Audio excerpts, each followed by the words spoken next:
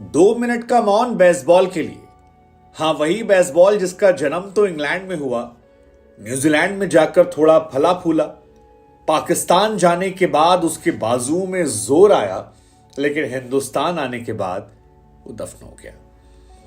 वो बेसबॉल जिसको लेकर बेन स्टोक्स गुमान किया करते थे।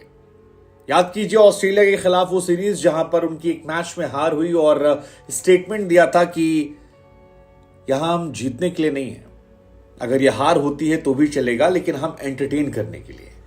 लेकिन हिंदुस्तान की सरजमी पर जब बैक टू बैक मैचेस में हार शुरू हुई तो बेन स्टोक्स ने आखिरी हफ्ते में कहा कि इस हफ्ते मैं जीतना चाहता हूं। वो अपनी उस लाइन से अलग जा चुके थे जो बेसबॉल क्रिकेट को लेकर उन्होंने बनाई थी। वो बेसबॉल जो पाकिस्तान में जाकर एक एक दिन में 500 रन बना दिया करता था, वो जो न्यूजीलैंड के गेंदबाजों को तबाह कर दिया करता था, वो जिसे ऑस्ट्रेलिया के गेंदबाज भी खौफ खाने लगे थे, वो भारत की एक नई टीम के सामने संघर्ष करने लगे। और संघर्ष का आलम यह रहा कि पूरी तरह से वो फ्लॉप हो गए। मतलब इंडिया वर्सेस इंग्लैंड की सीरीज में कुल मिलाकर 100 छक्के लगे थे। अब कायदे से 100 छक्के लगे हैं तो बेसबॉल वालों को ज्यादा छक्का मारना चाहिए।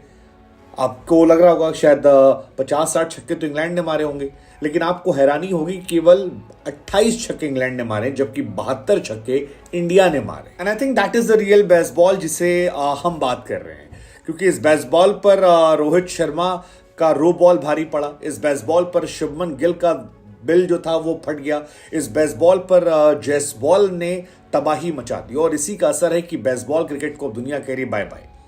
आप पाकिस्तान में जो कर पाए कर रहे, लेकिन अब आप थैंक यू सो मच हो चुके हैं, और पूरी दुनिया क्रिटिसाइज कर रही है। मतलब क्रिटिसिज्म का आलम यह है कि इंग्लैंड के पूर्व कप्तान और शानदार प्लेयर, कप्तान थे नहीं थे, पीटरसन ने यह कहा कि यार I find it really strange how team find it so hard to beat India in India, we had no problems. वो इंडिया पर इशारा कर रहे थे तंज कसते हुए, लेकिन असली जो मौज काट रहे थे वो अपने लोगों पर काट रहे थे, जिसमें वो कहना चाह रहे थे कि भैया यार इतना भी क्या बड़ा बवाल तुम लोग काट दियो इंडिया को लेकर, क्योंकि इंडिया इतनी स्ट्रांग टीम हो गई है कि यार आप इतना मुश्किल हो गया है, आप हार ही नहीं रहे हो, एक एक सीरीज जो है वो आप लगातार हारते जा रहे हो।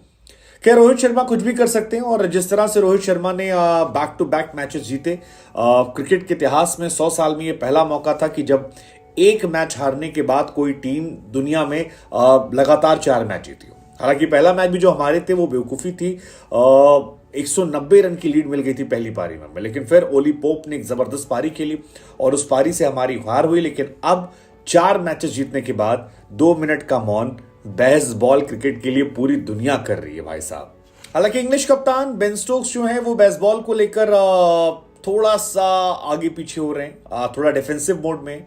उन्होंने कहा यार बेसबॉल जो है वो हमने नाम नहीं दिया था, वो नाम जो है वो मीडिया ने दिया था, और मीडिया की ये देन है। अगर आप नहीं जानते तो आपको बता दें कि बेसबॉल दरअसल इंग्लैंड के जो कोच हैं ब्रेंडन मैकलम, उन्हें बेस कहते हैं, और उन्हीं के नाम को लेकर उनकी स्टाइल ऑफ क्रिकेट जो थी उसे बेसबॉल स्टाइल ऑफ क्रिकेट कहते हैं। उनका ये कहना था कि यार बेसबॉल का मतलब सिर्फ इतना था कि आप बेटर प्लेयर बन जाएं, और हार और जीत के साए के बीच में बेसबॉल जो है वो एक बेटर प्लेयर बनाने की तरफ बढ़ता हुआ कदम है, और इसको इसी तरह देखना चाहिए। हालांकि मीम्स की बौछार जो है वो सोशल मीडिया पर भरी पड़ी है, क्योंकि बेसबॉल अलग लेवल पे चला गया। बेन डकट को लेकर तमाम लोग मजाक उड़ा रहे हैं, इंग्लैंड को लेकर मजाक उड़ा रहे हैं कि यार पाकिस्तान की पिचेस पर आपकी पार्टी चल रही थी क्योंकि वहां पर आप फ्लैट पिचेस पा रहे थे, लेकिन इंडिया में जहां पर स्पिन टर्न होने लगी, जहां पर थोड़ा सा टफ कंडीशंस आई, वहां पर आपके बल्लेबाज संघर्ष कर रहे थे। अश्विन की या फिर जडेजा की या कुलदीप की गेंद पर ऐसे नाच रहे थे कि मानो कभी क्रिकेट खेला ही नहीं है। हालांकि रोहित शर्मा की टीम की तारीफ होनी चाहिए, क्योंकि रोहित शर्मा की टीम ने जिस तरह से ये पूरा माहौल बनाया और जिस तरह से उन्होंने इसे खिलाया, आई थिंक ये फिनोमिनल है। And Rohit Sharma became the first captain world cricket में जिन्होंने बेसबॉल क्रिकेट को चारों खाने चित किया, और बड़ी बात है कि बिना बड़ी टीम के उन्हें।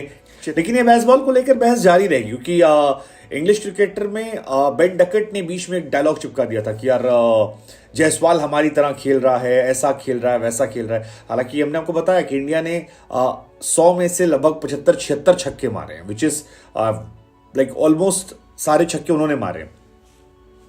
लेकिन रोहित शर्मा से जब बेसबॉल को लेकर पूछा गया था तो उन्होंने पहली बार जवाब दिया था, कहा था भैया हमको नहीं पता ये बेसबॉल उसबॉल है क्या गाना है, लेकिन हमें इतना जरूर पता है कि बेसबॉल ये जो स्टाइल है तेज खेलने की, ये हमारे यहाँ खेली जाती है। हमारे यहाँ सहवाग खेलते थे, फिर बाद में ऋषभ पंत आया जिसने दुनिया को दिखाया और वो चलता रहा।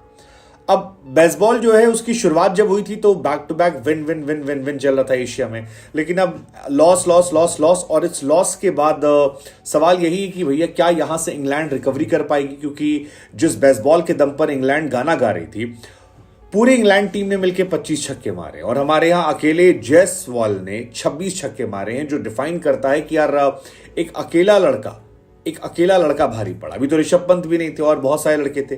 सो आई बिलीव इंडिया यहां पर एक दिन 3 दिन के अंदर जीतती है, उससे पहले एक 434 रन जीतती है। आपने बहुत बड़े बड़े मार्जिन से जीत दर्ज की और ये मार्जिन जो है मुझे लगता है कि आने वाले समय में इंग्लैंड को बहुत परेशान करने वाली है। और ये जो मीम्स बने हैं rest in peace baseball cricket, I think ये सही चल रहे हैं। बढ़िया यार इंडिया।